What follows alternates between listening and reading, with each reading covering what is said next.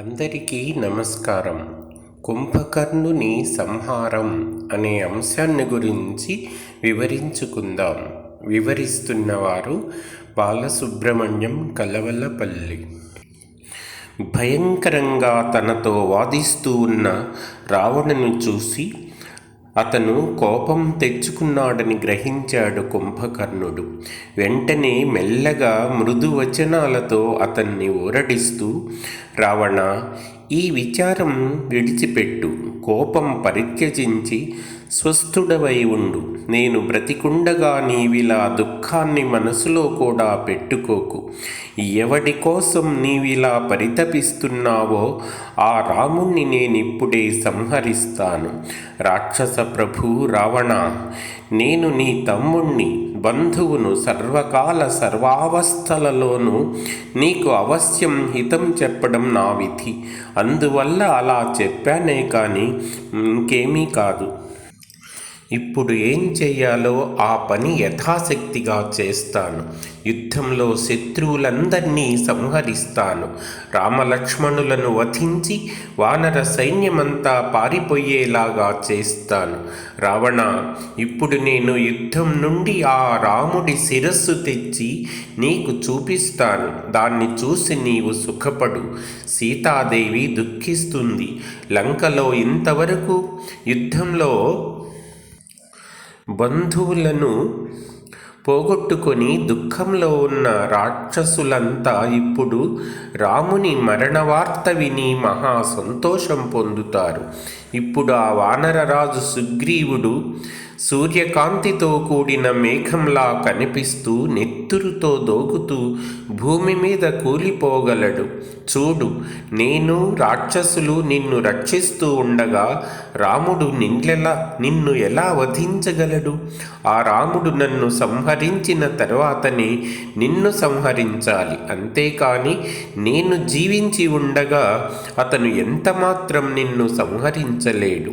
నా విషయంలో నేను చనిపోతానేమోననే భయం నాకేమాత్రం లేదు. నీవు సాటిలేని పరాక్రమం కలవాడివి, శత్రువులను తపింపచేసేవాడివి. ఇప్పుడే నన్ను ఆజ్ఞాపించు. ఇంద్రుడు కానీ, యముడు కానీ, అగ్ని వాయువులు కానీ, కుబేర వరుణులు కానీ ఎవరొచ్చినా సరే నేను వారితో యుద్ధం చేస్తాను. పర్వతం లాంటి శరీరం గల నేను, ఉగ్రమైన కోరలు గల నేను శూలం ధరించి సింహనాదం చేస్తూ వెళ్తే ఆ పాకశాసనుడైనా సరే భయపడి పారిపోతాడు. నేను ఆయుధం లేకుండానే బాహుబలంతో శత్రువులను పరిమార్చగలను. బ్రతకాలనుకునేవాడు ఎవడూ నా ఎదుట నిలువలేడు. నాకు శక్తి, గద, ఖడ్గం, బాణాలు, మరే ఆయుధాలు అక్కర్లేదు. కేవలం బాహుబలం ఒక్కటే చాలు. నా పిడికిలి పోటుకు కూడా ఆ రాముడు తాళలేడు. నేనుండగా నీకెందుకీ దుఃఖం? మన లంకాపురిని దహించి రాక్షసులు అనేక మందిని చంపాడే ఆ హనుమంతుడు మొదలైన వీరులంతా యుద్ధానికి వచ్చారు కదా. ఇప్పుడే వారందరినీ సంహరిస్తాను. ఎవరికీ లభించని గొప్ప కీర్తి నీకు కలిగేట్లుగా చేస్తాను. ఇంద్రుడి వల్ల, బ్రహ్మదేవుడి వల్ల, ఎవరి వల్లనైనా సరే నీకు భయం కలిగితే పోగొడతాను. నక్షత్రాలతో కూడా సూర్యుణ్ణి ఆకాశంలో నుంచి పడవేస్తాను. సముద్ర జలాన్నంతా తాకివేస్తాను. పర్వతాలను పొడి పొడి చేస్తాను. పృథ్వీ అంతా పగలగొడతాను. ఈ 3 లోకాలు నాకు ఒక పూట ఆహారానికైనా చాలవు. ఇక నాతో యుద్ధమెట్లా చేస్తాయి? నీవు యథేచ్ఛగా సంతోషంగా ఉండు. సంతాపం విడిచిపెట్టు. ఇప్పుడే ఆ రాముణ్ణి వధిస్తాను. ఇక సీతాదేవి చిరకాలం నీ వశంలోనే ఉండగలదు అని కుంభకర్ణుడు రావణుడితో చెప్పగా అది విని మహోదరుడు, మహాకాయుడు, మహాబలుడు, మహాబాహుడు మొదలైన వారు కుంభకర్ణుడికి ఇలా సమాధానం చెప్పారు. కుంభకర్ణ, నీవు ఉత్తమ కులంలో జన్మించావు, కానీ మొరటువాడవు, అల్పబుద్ధివి, గర్వితుడవు. ఏ విషయంలోనూ నీకు కార్యాకార్యాలు తెలియవు. రావణుడికి న్యాయాన్యాయాలు తెలియకపోలేదు. నీవు బాలుడివి కనుక ఇష్టం వచ్చినట్లు పేలుతున్నావు. రాముడికి దేశకాల పాత్రాదులు తెలుసు. తన బలం, శత్రుబలం, తన పరుల వృద్ధి క్షయాలు సమానంగా తెలుసు. నీకు కేవలం బలం మాత్రమే ఉంది. అల్పబుద్ధివి, వృద్ధుల సేవ చేయలేదు. నీవు నీలాంటి వానికి చెయ్యకూడని పనిగా తోచిన పనిని పండితుడైన రావణుడు ఎలా చేస్తాడు?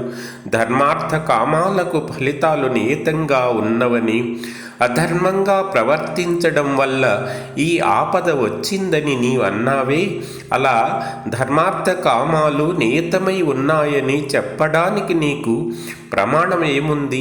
అన్ని ఫలితాలకు కర్మయే కారణం. మంచి కర్మ చేస్తే మంచి ఫలితాలు, చెడు కర్మ చేస్తే చెడు ఫలితాలు కలుగుతాయి కదా. అహంకారం ఇప్పుడు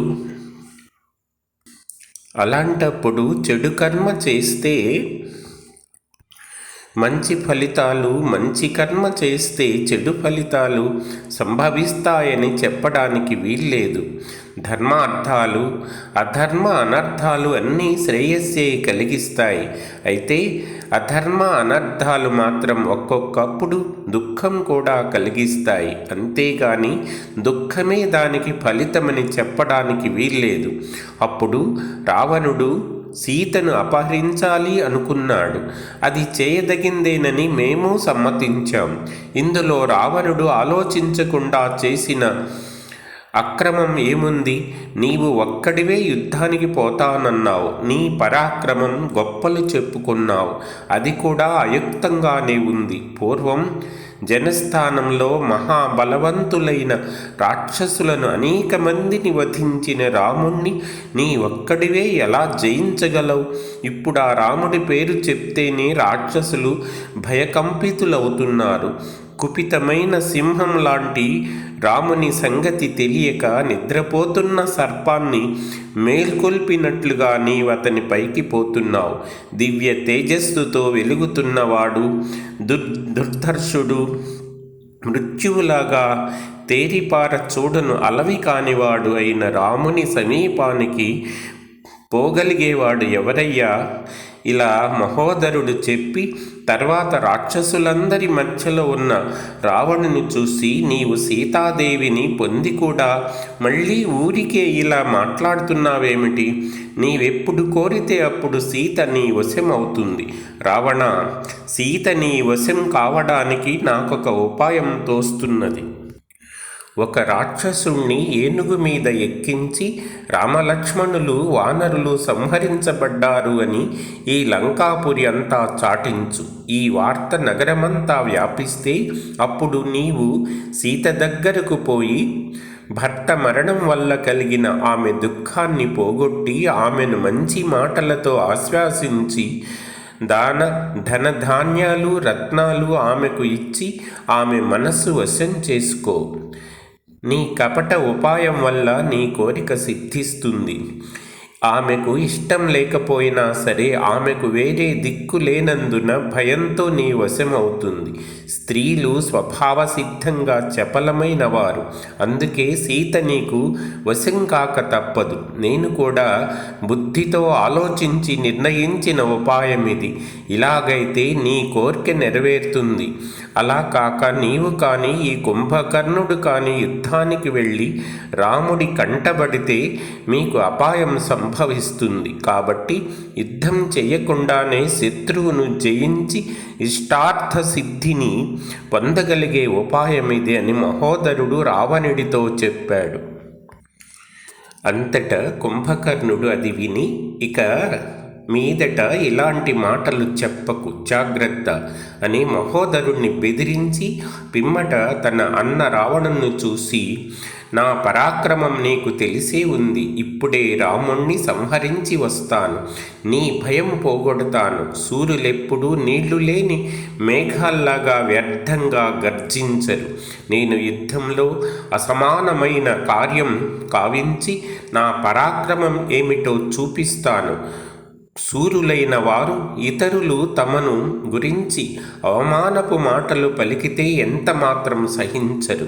తమ్ము తామే పొగుడుకోరు. ఎవరికి తెలియకుండా తమకై తామే వెళ్ళి ఇతరులకు అలవి కాని పనులు చేస్తారు. ఓ ఈ మహోదర, భీరులు, బుద్ధిహీనులు, నీలాంటి వారు ఏమీ తెలియకపోయినా పండితులమని దురహంకారంతో ఇలాంటి మాటలు చెప్పినందువల్లనే రావణుడు ఆపదల పాలైనాడు.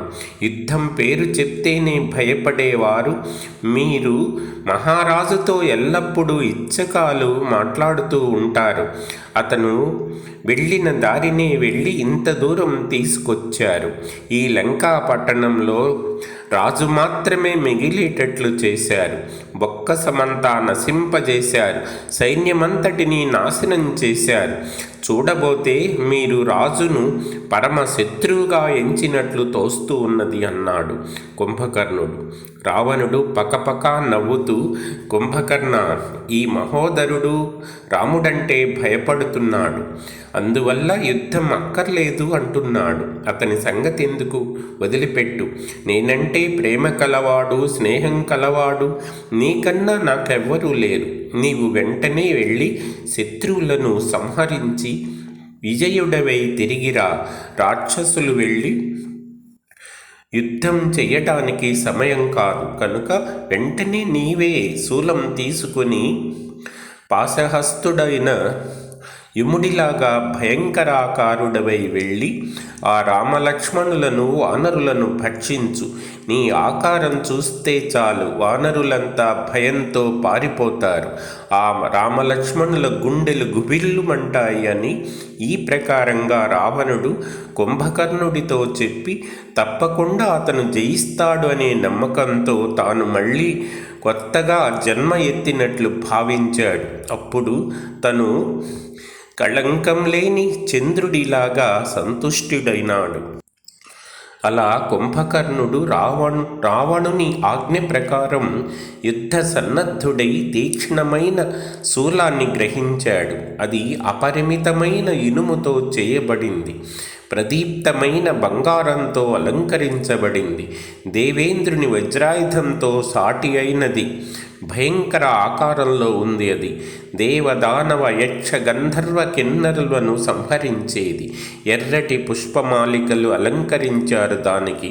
ఆ శూలం పట్టుకొని అది నిప్పులు కక్కుతూ ఉండగా రావణుని చూసి, నేను పోతాను, ఒక్కడే సైన్యాన్నంతా ఇక్కడే ఉండమనండి అని చెప్పాడు కుంభకర్ణుడు. అందుకు రావణుడు, అది కాదు నాయన, శూలాలు ముద్గరాలు ధరించిన సైన్యాన్ని వెంట తీసుకుని పో. ఆ వానరులు మహాపరాక్రమశాలురు, మహావేగులు. ఒంటరిగా వెళ్తే ఏమరుపాటుగా ఉన్న నిన్ను దంతాలతోనే కొరికి సంహరిస్తారు అని చెప్పి రావణుడు తాను సింహాసనం నుంచి లేచి రత్నాలతో కూర్చిన స్వర్ణమాలికలతో కుంభకర్ణుని అలంకరించాడు. బాహుపురులు, ఉంగరాలు, మంచి మంచి ఆభరణాలు, చంద్రబింబంలా వెలుగొందే ముక్తాహారాలు కుంభకర్ణుడికి ఇచ్చాడు. పరిమళ భరితమైన దివ్యమగు పుష్పూల మాలికలు వసంగాడు. శ్రేష్టమైన చెవిపోగులు ధరింపజేశాడు. మంచి పతకాలు కూడా ఇచ్చాడు. అప్పుడు అలాంటి ఆభరణాలతో ఆ కుంభకర్ణుడు వ్రేల్వబడిన అగ్నిహోత్రునిలాగా తేజరిల్లాడు. ఇంకా ఆ కుంభకర్ణుడు నీలమణులతో చేయబడిన గొప్ప మొలతాడు పెట్టుకున్నాడు. అందువల్ల అతను అమృత మథన కాలంలో వాసుకి చేత చుట్టబడిన మందర పర్వతంలాగా భాసించాడు. మరిన్ని పెక్కు బారువుల భారం కలది, ఏ ఆయుధం చేత భేదించరానిది, మెరుపుగా మెరుస్తున్నది అయిన బంగారపు కవచం ధరించడం వల్ల సంధ్యాకాలంలో మేఘం చేత కప్పబడిన హిమవత్ పర్వతంలాగా ప్రకాశించాడు. శూలపాణి అయిన ఆ కుంభకర్ణుడు త్రివిక్రమ అవతారం దాల్చిన శ్రీమన్నారాయణునిలాగా తేజరిల్లాడు. అన్న రావణుణ్ణి కౌగలించుకొని అతని చుట్టూ ప్రదక్షిణ చేసి సాష్టాంగ నమస్కారం కావించి యుద్ధానికి బయలుదేరాడు. అప్పుడు రావణుడు అతన్ని బాగా ఆశీర్వదించి పంపాడు. రాక్షస రథికులు అనేక మంది శంఖ భేరీ వాయిద్యాలు మోగిస్తూ సైన్యాలతో కూడా కుంభకర్ణుడి వెంట వెళ్ళారు. ఆ రాక్షసులు సర్పాలను, ఒంటెలను, గాడిదలను, పక్షులను ఆరోహించి ఆ కుంభకర్ణుడి వెంట నడిచారు. రాక్షస స్త్రీలు అతనిపై పూలవాన కురిపించారు. అతను గర్వంతో ఒళ్ళు తెలియక నెత్తురు తాగడం వల్ల కైపెక్కి ఉన్నాడు. నల్లటి కాటుక వలె శరీరాలు కలవారు ఖడ్గ, శూల, పరిఘ, ముసల, గదలు మొన్నగు ఆయుధాలు ధరించిన వారు, అరుణారుణ నేత్రులు, భయంకరాకారులు అయిన రాక్షస వీరులు అనేక మంది అతని వెంట వెళ్ళారు.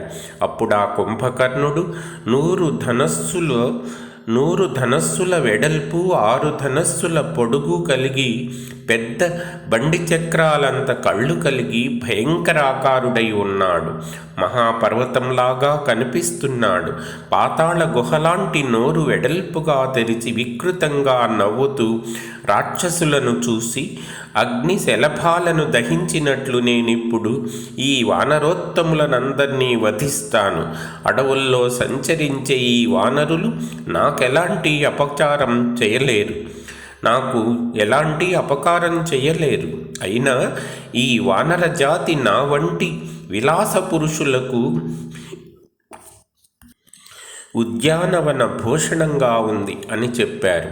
అది విని రాక్షసులంతా సముద్రం ఉప్పొంగినట్లు సంతోషంతో పొంగిపోయి గొప్ప ధ్వని చేశారు. అప్పుడు భయంకరమైన అనేక అపశకునాలు కనిపించాయి కుంభకర్ణుడికి. మేఘాలు జ్వాలలతోనూ పిడుగులతోనూ కూడి గాడిదల వర్ణంలో ఉన్నాయి. ధరణి, సముద్రం, అరణ్యాలు గజగజ వణికాయి. నక్కలు భయంకరాకారంతో నోటి వెంట మంటలు కక్కుతూ అరిచాయి. పక్షులు అపసవ్యంగా మండలాకారంలో తిరిగాయి. కుంభకర్ణుడు వెళ్ళేటప్పుడు గ్రద్దలు త్రోవలో ఒక మాలికలాగా బారుకట్టి నిలిచాయి. కుంభకర్ణుడి ఎడమ కన్ను, ఎడమ బాహువు అదిరాయి. భయంకరంగా ప్రజ్వలిస్తూ ఒక కొరివి ఆకాశం నుంచి పడింది. సూర్యుడు కాంతిహీనుడైనాడు. గాలి సుఖంగా వీచలేదు. అయినా కుంభకర్ణుడు కాలచోదితుడై ఆ ఉత్పాతాలను లెక్క పెట్టకుండా యుద్ధానికి వెళ్ళి